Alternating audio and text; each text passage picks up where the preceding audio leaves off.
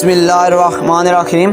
अस्सलाम वालेकुम dear subscriber, I hope आप सब खैर वफ़ियत से होंगे, मज़े से होंगे और अपनी अपनी लाइफ को ज़बरदस्त तरीके से एंजॉय कर रहे होंगे। आज की वीडियो रिज़ल्ट से रिलेटेड है। आज की वीडियो में मैं कुछ इंपॉर्टेंट पॉइंट्स आपसे रिज़ल्ट से रिलेटेड डिस्कस करूंगा।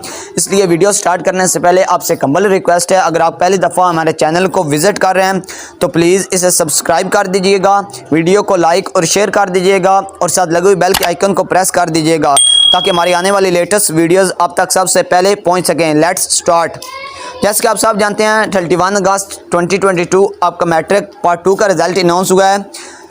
रिज़ल्ट कितने परसेंटेज आया है, किस ज़िले का, डिस्ट्रिक्ट का, वो भी आपके साथ शेयर किया जाएगा। आपको हमारे यूट्यूब चैनल से वीडियो भी मिल जाएगी। इस दफ़ा रिज़ल्ट पंजाब की हिस्ट्री में सबसे बुरा रिज़ल्ट आया है। कितने परसेंटेज आया, सरगोदा का, साहिवाल का, फैसलाबाद का, भावलपुर का, तमाम चीज़ें आपके साथ डिस्कस की जाएंगी। लेकिन आज की वीडियो रिलेटेड है जिन बच्चों के मार्क्स ज़्यादा आए हैं उन्हें मुबारकबाद दी जाएगी और जिन तुलबात के, जिन स्टूडेंट्स के मार्क्स कम आए हैं या फेल हो गए हैं किसी सब्जेक्ट में, उन्हें क्या करना होगा, तमाम चीज़ें आपके साथ शेयर की जाएंगी। आज पंजाब के तमाम बोर्ड्स का मैट्रिक पार्ट 2 का रिज़ल्ट आया। सबसे पहले तो कामयाब होने वाले स्टूडेंट्स और उनके वालिदैन को मुबारकबाद। वादा करता चलूँ कि बोर्ड के 99% तलबा के नताइज के हासिल करदा नंबर्स 9 की निस्बत 10 क्लास में कम हैं।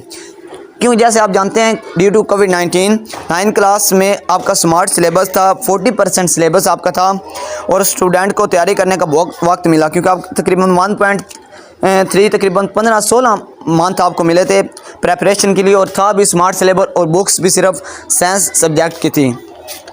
अब मसला क्या बना और आपको यानी कि 5% इजाफी मार्क्स भी एलोकेट किए गए थे। लेकिन अब इस दफ़ा नहीं, इस तरह नहीं हुआ क्योंकि कोविड-19 की सिचुएशन अब कंट्रोल में है।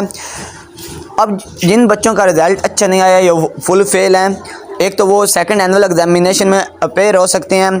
आप जिधर आप अपना रिज़ल्ट चेक करते हैं उधर जाएं, उसके बिल्कुल ऊपर जिधर 22 सरगोदा लिखें या 22 साहिवाल लिखें, उसके बिल्कुल ऊपर जिधर आप रिज़ल्ट चेक करते हैं, जिधर वो सर्च बार बना उसके बिल्कुल ऊपर ना एक पॉप आपको नज़र आएगा, लिखा होगा क्लिक हेयर फॉर रीचेकिंग।